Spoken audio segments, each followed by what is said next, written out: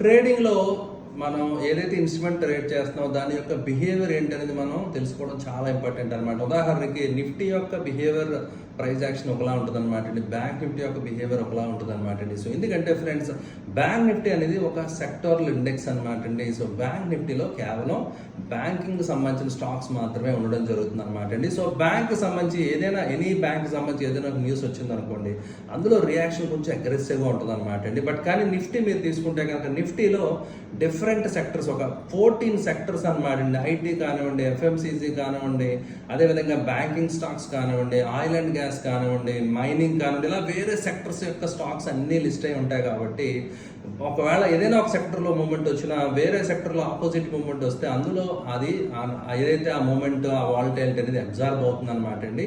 అందువల్ల మీరు అబ్జర్వ్ చేస్తే కనుక బ్యాంక్ నిఫ్టీ యొక్క వాలటైలిటీ నిఫ్టీతో కంటే కంపేర్ చేస్తే ఎక్కువగా ఉండడం జరుగుతుంది అనమాట.